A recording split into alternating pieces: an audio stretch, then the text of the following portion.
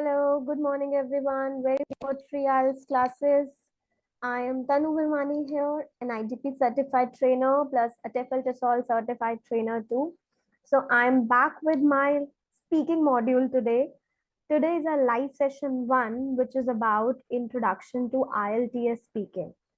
What is IELTS speaking module?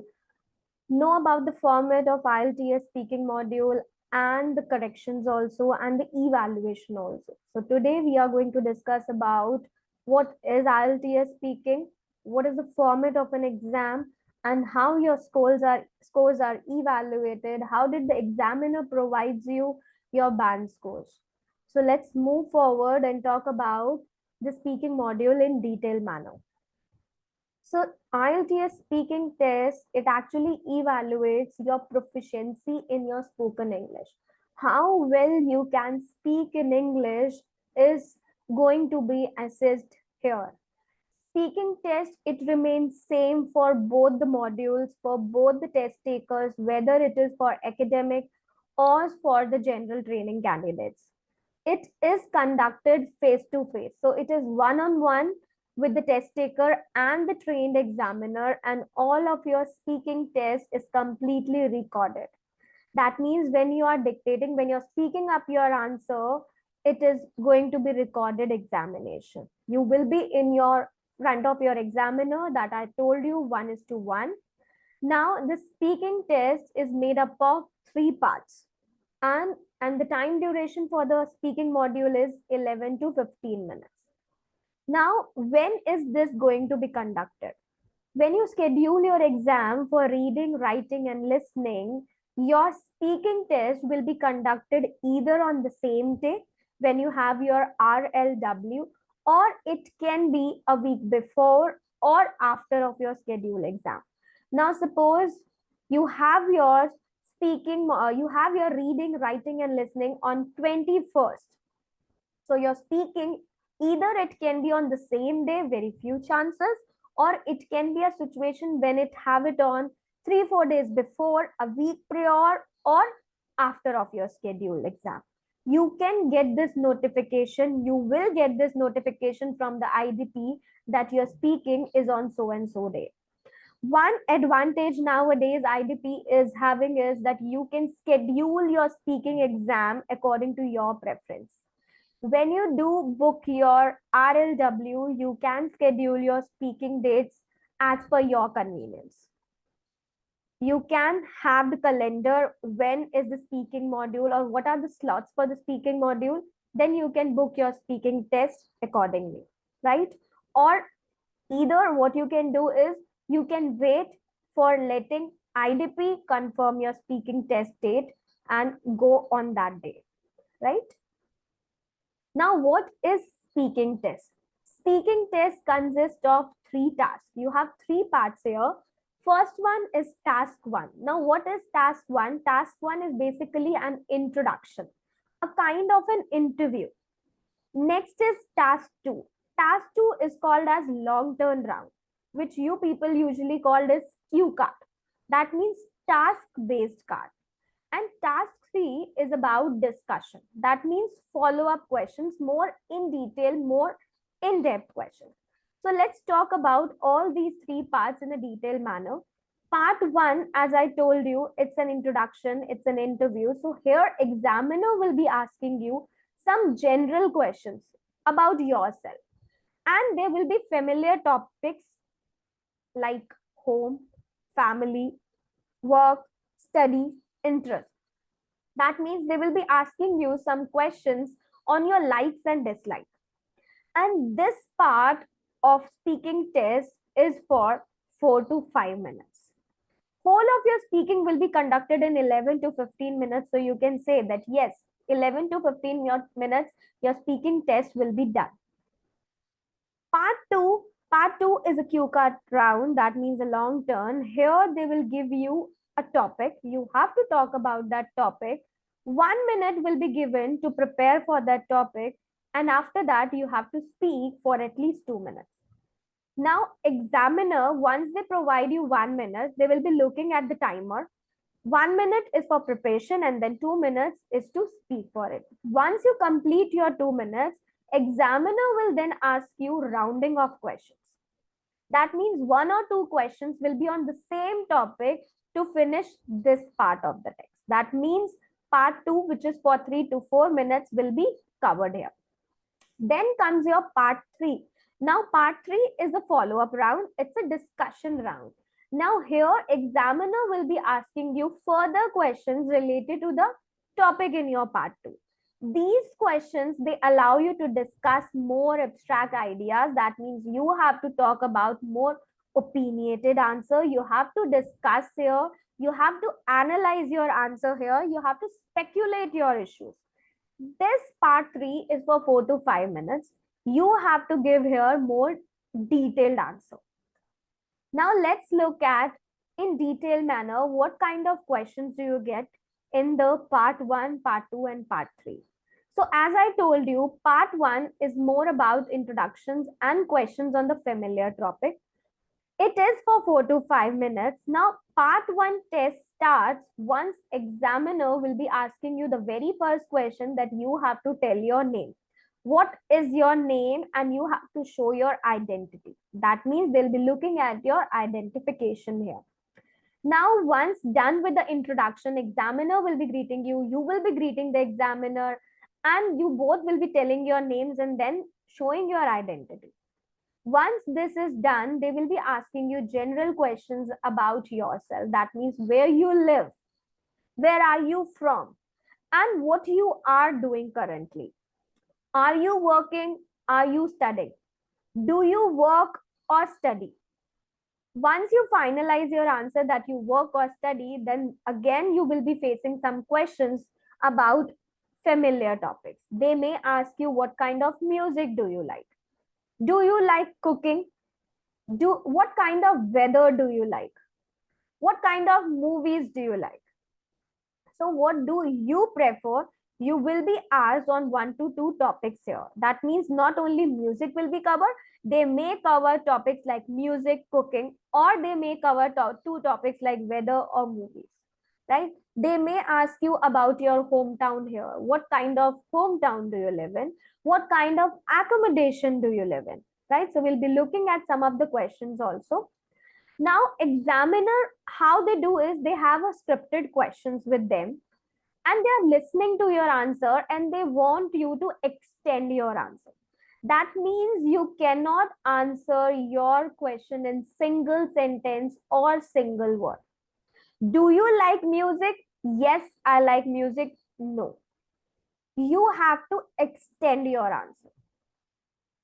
I love to listen to music as it relaxes my mind or it soothes my mind. You have to extend your answer for why and why not. If you do not like music at all, then also you have to tell that why you do not like music. So that means you are not supposed to give your answer in one word or a single sentence. It is advisable that you should extend your answer to 2 to 3 sentences, right? Relevant to the topic you have to speak. You cannot, sometimes they prompt you also to extend your answer. If you do not say the answer for why and why not, if you simply say, yes, I like listening to music, but you do not reply why, then they will prompt you because it seems that your answer is too short. They want you to speak because this is your speaking test. If you are not going to speak, how they are going to evaluate your speaking, right? So here there will be questions where you need to communicate about your opinion, your information on everyday topic.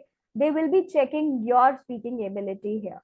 Now, how the part 1 question comes here is, see on my screen, there is a sample task.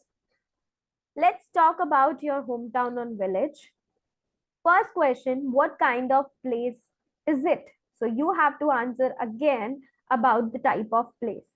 What is the most interesting part of your town and village? What kind of jobs do the people in your town or village do? Would you say it's a good place to live? Why? Right? If you say yes, then again you have to answer why it's a good place. If you say no, it's not a good place to live, then why it is not a good place to live, you have to express that. Second topic would be, it can be they talk about that you have to talk about accommodation. Tell me what kind of accommodation you live in. So they're asking about an accommodation, whether you're living in an independent house, flat, or apartment, you have to describe that. How long you have lived there, since your childhood, since means 2 years, since it's 3 years. So how long you are living in that place, you have to elaborate your answer. What do you like about living there? So why you like to live there, there must be something you are liking, so you need to express that. What sort of accommodation would you most like to live in? Now they're asking you about that, do you like to live in some other kind of an accommodation also? You can extend your answer and reply. Now, this is a transcript of a test. You can see here, examiner is asking some questions and the candidate is replying for the same.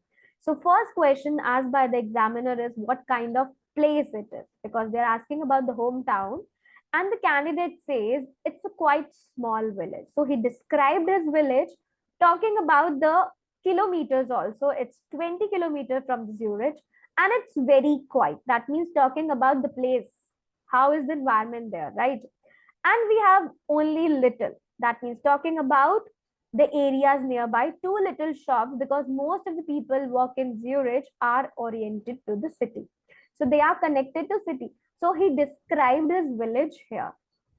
Second question says, what's the most interesting part of this village? That means the place. So he talked again, he replied, on the top of a hill we have a little castle which is very old and quite well known in Switzerland. So he talked about the interesting place of his village. Next is, what kind of jobs do people in the village do? Now they're asking you the types of jobs. So you have to talk about 2-3 varieties here. We have some farmers in the village as well as people who work in Zurich as bankers, journalists, or there are also teachers and some doctors and some medicine, right? So it's a kind that how you have to answer. You have to answer in 2-3 sentences, right? Don't look at that these answers are 7 band or 7.5. These are not. But yes, it's an idea that how you have to answer. It's a sample talk. Okay. Now, next could be they'll talk about accommodation. They'll be asking about some questions on accommodation, and then the candidate has to answer in such way.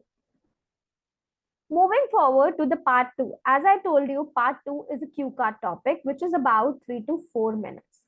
Now, once you're done with your part 1, examiner will be giving you a topic and you have to talk about it for at least 2 minutes. Now, how this 3-4 minutes will be gone? 1 minute will be given to prepare for the topic, and the next 2 minutes will be for to speak about the topic, right? Once you have your task-based question, that means the topic will be handled to you on a card, and you will also be provided with pen and a pencil and a paper. It can be a paper and a pencil for you so that you can make your notes in that 1 minute. Utilize that 1 minute to the fullest. Now, one thing is, do not write long extended answer on the paper. Only write abbreviations or make little notes or for the cue card, so that next 2 minutes you are going to speak. You will be looking at the speaking prompt and some points so that you can cover all those points in your talk for 2 minutes. Let's have a look in the cue card also. Now you will have exactly 1 minute to prepare. As I told you, make notes before you speak. Examiner will be using his timer and will tell you when your time is up for the preparation. That means once the 1 minute is up, he will now tell you to start your talk. And he will remind you also that you have to stop after 2 minutes. Points on the task base, that means points on the cue card, will help you think of what to say, and you should try to keep talking for the full 2 minutes. Yes. There are some questions on the cue card topic. You have to cover all those questions. Now, this part will evaluate your ability to speak at length on a particular topic, because you are going to speak for 2 minutes on a same topic, on a particular topic, and how you're using your language, how you're organizing your ideas. Are you organizing in a logical way or not? It will be evaluated here. You can use your own experience in the topic to complete that 2 minutes. Now, one thing I want to advise is examiner never look for knowledge here. You can tell your true, you can tell your false statement. It doesn't matter with examiner. Whether you are telling the truth or you're making a false story, he is actually evaluating your speaking ability here, how well you can speak. Let's look at the sample task, how cue card topic looks. So here's the cue card topic. Describe something you own, which is very important to you. Now you have something and you have to talk about that important thing in 2 minutes. So what you have to say, there are 4 prompts here, where you got it from. So you have to talk about that, where you got this important thing, how long you had it. You had it since childhood, you had it since 2 year, 1 year, or few days back. You have to talk about it. What you use it for. Now the important thing is being used for what. You have to express that and explain why it is important to you. It must be gifted by somebody. You have it as a souvenir from your parents. Why it is important, you have to talk about his importance here. So you will have to talk for the topic for about 2 minutes. You have 1 minute for thinking, for preparing also. You can make your notes if you want, and then you have to speak. Once your 2 minute is completed, examiner will be asking you 2 questions to round off this cue card. And the question can be, is it valuable in terms of money? That means they're asking you about that important thing which you talked just now. Is it valuable in terms of money or not? Would it be easy to replace? Can you replace that important thing with something else? So you have to again answer. So here is the transcript also, how the candidate has expressed his cue card topic. Once the 1 minute is up, examiner tell him that, can you start speaking now, please? And the candidate starts with his answer. Yes, one of the most important things I have is my piano. Because I like playing the piano. I got it from my parents to my 12th birthday. So I have it for 9 years. And the reason why it is important for me is that I can go into another world. When I'm playing piano, I can forget what's around me and what. I can forget my problems, and this is sometimes quite good for a few minutes. Or I can play to relax or just say yes. And to relax and to think of something completely different. Right? So, in this way, the candidate has answered. I'm not saying that this is the correct way to answer. I'm just giving you a sample talk here. Today, we are only discussing about what is IELTS speaking. I will be giving you some ideas in the upcoming session, how you have to plan your cue card, how you have to answer your part 1 and part 3 questions, and how you will be getting the scores also. This is just a sample talk. There is no band scoring here. So do not judge this answer. Then they will be asking you some of the part 3 questions, right?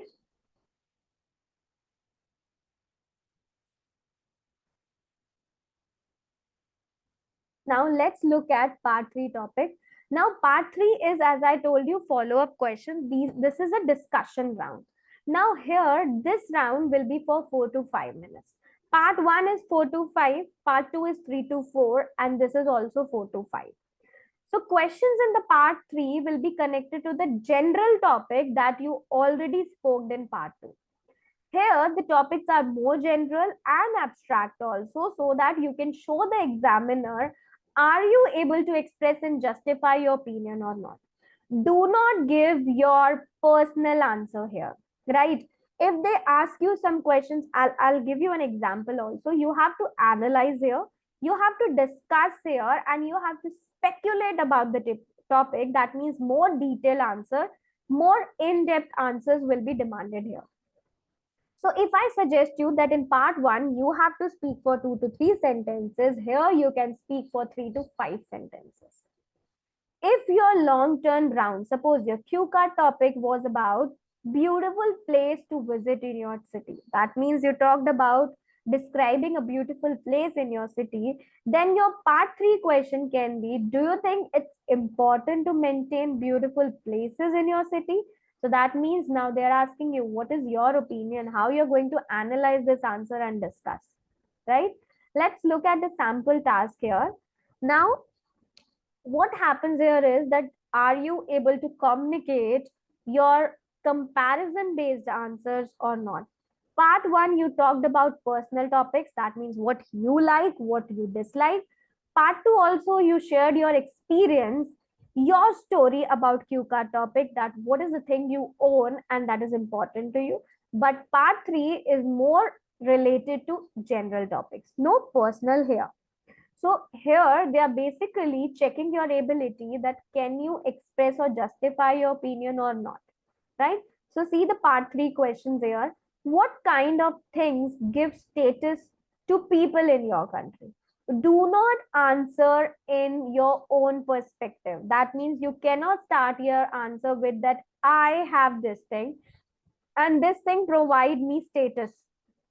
No, they are asking about people in your country. You have to reply in respective of the people of your country, right? That what do people believe here, right? You haven't done any survey, but yes, you can make your answer in respect of people. Have things changed since your parents' time? So you have to talk about your parents' time and you have to talk about your time. Finally, let's talk about role of advertising. Now they're coming up with the next. Do you think advertising influence what people buy? So do you think advertising have any impact on what people want to buy? So again, you have to analyze your answer and speak for at least 3 to 5 sentences. Let's look at a talk here. Now here, the examiner will be asking you some questions and you have to answer that. So the candidate was from Switzerland. So in Switzerland, what kind of possessions do you think give status to people? So candidate says the first thing which comes in my mind is the car. Because lots of people like to have posh cars or expensive cars to show their status, their place in the society. Is that a new development? No, I think it is not. Examiner, people have thought like that for a quite long time. Candidate, yes. Another thing is probably the clothing. It starts already when you are young, and when the children go to school, they want to have posh labels on their jumpers or school shoes.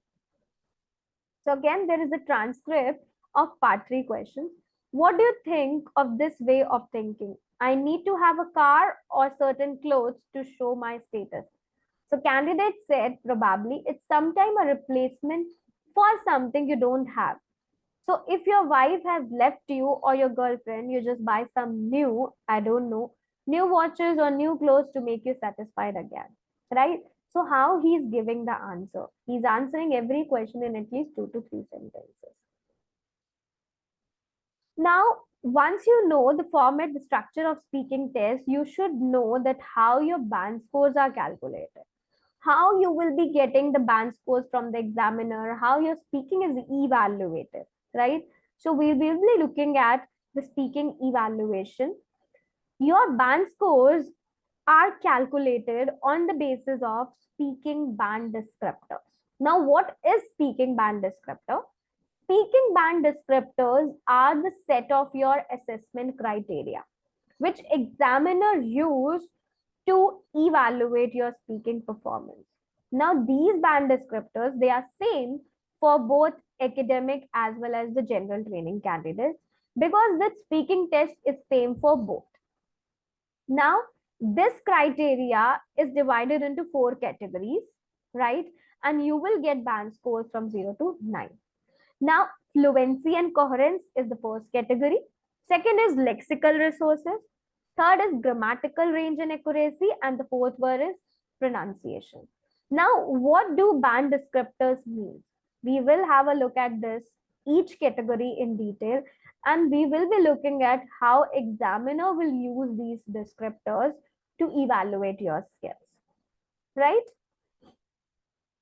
Now, how are speaking band descriptors used? Examiner will use these descriptors to evaluate your speaking skills. Examiner will be considering these descriptor first, then they will match them to your overall performance across all the four categories. And then you will be assigning a band score for each one.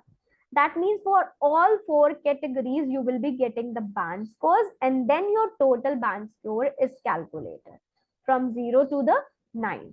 Now, what is first band descriptors? What examiner will be looking in your speaking? First is fluency and coherence. Now, what is fluency? Fluency means that examiner will look how fluent you are. Do you have that ability to keep speaking or not? And are you hesitating? Are you self correcting? Or are you repeating yourself to talk or not? So basically, they are checking your fluency, that are you able to speak or not? How many self corrections you did? How many times you repeat? And do you hesitate or not? So fluency is this. Next is coherence. Now, what is coherent? Examiner will look how coherent you sound. That means about your words, about your ideas, your thoughts together.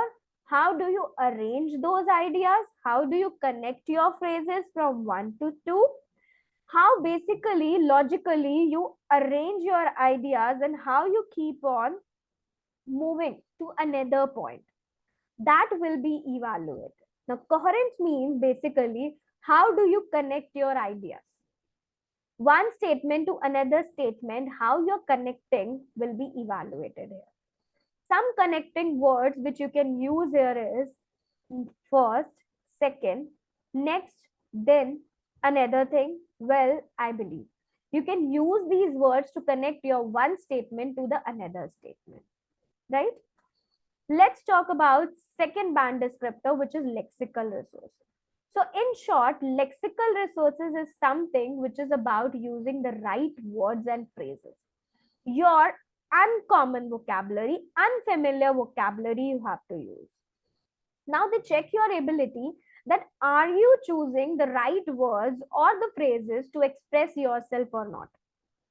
Your words means examiner will be considered the words you use, whether you're making your ideas clear, understandable, appropriate, and relevant to the topic or not. They will see that are you using, if you can choose the correct word form or not. For example, bored or boring. Which word form you're choosing and which is correct to use in your speaking test, right? They will also choose that are you using the right words form together or not. For example, collocations. I had a quick meal. I had a fast meal. I can never say I had a fast meal. I had a quick meal. So the words that go in pair are collocations. Second thing you need to remember here for lexical resources is paraphrasing, idiomatic language, and less common language. If you really want to score your band scores at above 7 or up 7, I would say, you should use the idiomatic language and less common words. They are very important if you want to score more than 7. But that doesn't mean that you need to use very uncommon words or phrases that you have memorized. No memorization here. It takes time and practice to use idiomatic language naturally when you discuss about topics. Examiner will also have the ability to paraphrase. They will check that are you able to paraphrase or not, right? What you mean using different words when you can think of the right word or phrase? That means when you're speaking, are you able to paraphrase? Are you able to use different words? Are you able to use your idiomatic language or less common words or not, right? So remember one thing, for lexical resources, if you really want to score 7 and above, start practicing for the idiomatic language, uncommon words, and paraphrasing. In the reading section, on the very first or second session of my live session, I discuss about how paraphrasing works. Go back to the session and check how paraphrasing works. That is very important. Paraphrasing is found in reading and listening. Examiner provides you paraphrasing there, but in writing and speaking, you have to paraphrase, you have to write, and you have to speak also. Next one is grammatical range and accuracy. Grammatical range and accuracy, this band descriptor checks your ability that are you able to produce your speech which is grammatically correct or not. And you're making the sentences grammatical with two structures, simple and complex. That means your sentence structure and your variation will be evaluated. When you are speaking, you're thinking about the proper use of sentences or not. Are you using a mix of simple or complex structure or not? You need to show your examiner that you can use a range of structure, right? If you really want to score higher, you have to use both range of structure. That means the simple also and the complex structure also. So your sentence formation will be evaluated. How many errors you are making? So your number of errors will be evaluated. It is important that you should try and limit your grammatical errors. Look for or be aware of the errors you usually make. Start your self evaluation when you practice for speaking module. Just check yourself what kind of errors you make. Are you making errors with the articles, the prepositions, any subject verb agreement? So that you should start working on that and make sure your sentences are accurate there. Fourth one is pronunciation. Now, what is pronunciation? Pronunciation means how easy it is to understand what you say. If you're speaking something and I'm going to understand it, it is understandable, then you're speaking, your pronunciation is going great, right? So, pronunciation works on range of features which includes stress, intonation, and rhythm. How well you are understood. Your examiner will be listening for how easy it is to understand you, how clearly, how correctly you pronounce your words, on which words need stress, syllables, intonation, the tone of your speech, the up and down of your speech expresses the intonation and your rhythm. So they will listen how you stress, how your intonation is, to emphasize on the important words and ideas, and the use of stress also to contrast ideas, that on which words you are making a stress. They will also listen out for pronunciation errors. Are you pronouncing the words correctly or not? If you're pronouncing it incorrectly, that means you're making an error here. So whenever you're practicing for this test, keep in mind that there are many things that examiner will be listening for. Now remember one thing, all these four band descriptors, they never judge your ideas. Your ideas are never judged, whether you tell the false, whether you tell the truth story. They are only checking four things. First is your fluency. Second is coherence. Fluency and coherence is one band descriptor. You will be getting scores for fluency and coherence. Each individual band descriptor has its own band score, and then your total score is calculated. That means second is grammatical range and accuracy. They will look for grammatical structure. Lexical resources, that means they will look for your vocabulary here. Fourth is pronunciation. So they will look for stress, intonation, rhythm, pronunciation, how you're pronouncing. And then you get your final band score. So I hope I'm clear with the test format, that how you have your speaking module, which is for 11 to 15 minutes. There are three parts in your speaking module. Part one is your introduction interview. Second is your long term, that means your cue card topic. And part three is your follow-up round, that means your discussion round. So I hope I'm going to cover all those top-notch topics in this speaking sessions, so that you can prepare and you can hooked up on your English fluency. But one thing most important is, whenever I come up with a live session on any tips, any strategy, do practice live speaking test on the babycode application. You can practice unlimited test here by buying a membership fee, practice test 1, test 2, unlimited test so that you can have your band scores also. And our application is designed in a way that you will get all the scores like these 4 band parameters. They will evaluate your all 4 band parameters and then they will provide you a band score, right? You can check out our live session on YouTube and on the babycode application also. You can provide your comments. How did you like the session? If you want me to cover any particular topic, you can put that in comment also. Do the star rating, provide me a motivation so that I can help you with more live sessions and will cover all the topics of IELTS modules, right? My guidance will be helping you so that you can enhance your speaking skills and you can prepare for the exam well, right? Thank you so much for watching a live session 1 of speaking module. I'll be helping you with upcoming sessions also and more detail about speaking module, the strategies and tips so that you can practice on a baby code application. Thank you so much. See you soon for the next session. Bye bye. Take care all of you.